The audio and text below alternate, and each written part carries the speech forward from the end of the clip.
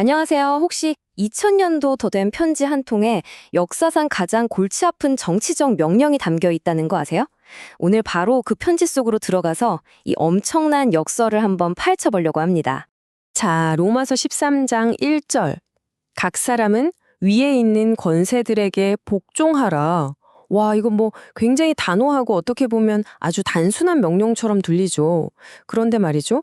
여기서 바울이 말하는 권세들, 대체 누구에게 복종하라는 거였을까요? 자, 그래서 우리 이야기의 첫 번째 파트, 바울의 충격적인 명령으로 들어가 볼게요. 이 명령이 그냥 글자 그대로보다 얼마나 더 강력하고 서질 좀 급진적인 의미를 가졌는지 한번 제대로 들여다 보겠습니다. 원래 쓰인 그리스어 단어를 보면요. 휘포타소라고 하는데 이게 그냥 따르라 정도가 아니에요. 원래는 군대에서 쓰는 용어거든요. 누구 아래에 배치한다, 즉 상급자에게 복종하라는 강력한 의미를 담고 있어요. 그러니까 이건 부드러운 제안이 아니라 신자든 아니든 모두에게 내리는 아주 명확한 지시였던 거죠. 자, 여기서부터가 진짜 흥미진진해집니다. 당시 바울이 말했던 그 위에 있는 권세들, 도대체 누구였을까요? 이 편지가 쓰일 당시에 로마를 쥐락펴락하던 그 황제들을 우리가 직접 한번 만나보시죠. 자, 이 연대표를 한번 보세요. 아우구스투스, 예수님이 태어날 때 인구조사를 명령했던 바로 그 황제죠. 그리고 그 뒤를 이은 티베리우스는 예수님이 십자가에 못 박히실 때 황제였고요. 그리고 칼리굴라, 이 사람은 자기 말을 집정관으로 삼고 그냥 재미로 사람들을 죽였다고 하니 할 말이 없죠. 그 다음 클라우디우스는 모든 유대인을 로마에서 쫓아내기도 했고요. 그리고 마지막 바로 이 편지가 쓰일 당시의 황제 네로입니다.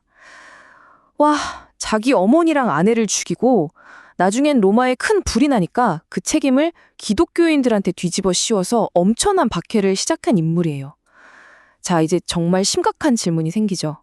왜 이런 사람들에게 복종하라고 했을까요? 바로 이겁니다. 바울은 대체 왜 네로처럼 이렇게까지 부패하고 폭력적인 통치자에게 복종하라고 명령했을까요? 아니, 상식적으로 생각해도 이건 좀 이상하잖아요? 도덕적으로도 문제 있어 보이고 심지어 위험하기까지 한 명령인데 말이죠. 그런데 바울이 그냥 닥치고 복종해 이렇게만 말한 건 아니에요. 이렇게 언뜻 이해하기 힘든 명령을 하면서 우리가 왜 복종해야 하는지에 대한 세 가지 구체적인 이유를 아주 논리적으로 설명합니다. 한번 들어보시죠. 자, 바울의 논리는 크게 세 단계로 나뉩니다. 첫째는 모든 권위는 하나님에게서 왔다는 거예요. 그 권력이 어떻게 생겨났든 간에 그 근원은 하나님이라는 거죠. 그래서 권력에 저항하는 건 곧 하나님께 저항하는 거다. 이런 논리고요. 둘째는 우리 자신을 위한 거라는 거예요. 기본적으로 통치자라는 존재는 우리가 나쁜 짓을 못하게 막는 역할을 한다는 거죠. 법을 어기면 벌을 주는 칼을 가졌으니까 그 법을 잘 따르면 우리가 안전해진다는 거고요. 그리고 마지막 셋째는 양심의 문제라는 겁니다. 단순히 벌이 무서워서가 아니라 세금도 잘 내고 존경할 부분은 존경하는 게 하나님 앞에서 올바른 일이기 때문에 깨끗한 양심을 위해서라도 복종해야 한다는 거죠. 이게 바로 바울의 핵심 주장이에요. 하지만 이야기가 여기서 끝나면 너무 간단하겠죠? 그럼 무조건 복종해야 하나? 이런 질문이 당연히 나올 수밖에 없잖아요.